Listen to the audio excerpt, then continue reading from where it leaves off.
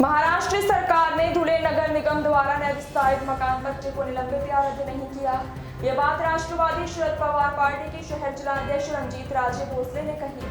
धुले नगर निगम में सत्तारूढ़ भाजपा के अधिकारियों ने अपने कार्यकाल के दौरान धुले शहर के नागरिकों को संपत्ति कर में वृद्धि कर और उस समय एनसीपी शरद चंद्र पवार पार्टी और अन्य पार्टियों ने भी बढ़े हुए मकान टैक्स को कम करने या रद्द करने के लिए विरोध प्रदर्शन किया और बीजेपी ने घर पट्टी में कोई रियायत नहीं दी। सामान्य सभा में किसी भी पार्षद ने मकान का पट्टा रद्द करने का प्रस्ताव नहीं रखा और इतना ही नहीं, महाराष्ट्र के विपक्षी नेता से लेकर मुख्यमंत्री तक शहर के विभिन्न नेताओं ने बैठकें और पत्र व्यवहार किया, लेकिन वह भी सफल नहीं हो सके। बलवाड़ी उपनगर के प्रमुख कार्यकर्ताओं ने संभाजी नगर उच्च न्यायालय में याचिका दायर की, इसे भी खारिज कर दिया गया।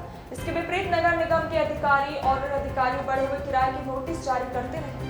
नगरपालिकेने जी वाढीव घरपट्टी आकारलेली होती त्याला महाराष्ट्र सरकारने कुठे स्थगिती दिली नाही, रद्द केली नाही किंवा महाराष्ट्र सरकारचा जुन्या दराने आकारणी करावी असा कुठलाही आदेश आलेला नाही। या संदर्भामध्ये महाराष्ट्राचे मुख्यमंत्री आणि धुळ्याचे आमदार यांनी काही दिवसापूर्वी विधानसभेच्या समोर बसून एक व्हिडिओ व्हायरल केला होता आणि तिथं स्थगिती दिली, पत्रकाद्वारे दिली असं त्या पद्धतीने त्यांनी म्हटलं होतं। माझं स्पष्ट मत आहे की महाराष्ट्राचे मुख्यमंत्री आणि या शहराचे आमदार हे दोघं धुळे शहरातील जनतेला फसवण्याचं काम करतायत, चुकीची माहिती देण्याचं काम करतायत। भाजपने आपल्या सत्तेच्या काळामध्ये 8 ते 10 पटीने घरपट्टी वाढवण्याचं पाप केलं आणि आज एमआयएम या पद्धतीने एमआयएमचे आमदार जे आहेत घरपट्टी स्थगिती झाली असं चुकीचे मेसेज देण्याचं काम जनतेसमोर करतायत। भाजप आणि एमआयएम हे एकाच नाण्याच्या बाजू आहेत। मी मारल्यासारखं करेल, तुम्ही रडल्यासारखं करा अशा पद्धतीचं काम या ठिकाणी भाजप आणि एमआयएमचं चालू आहे।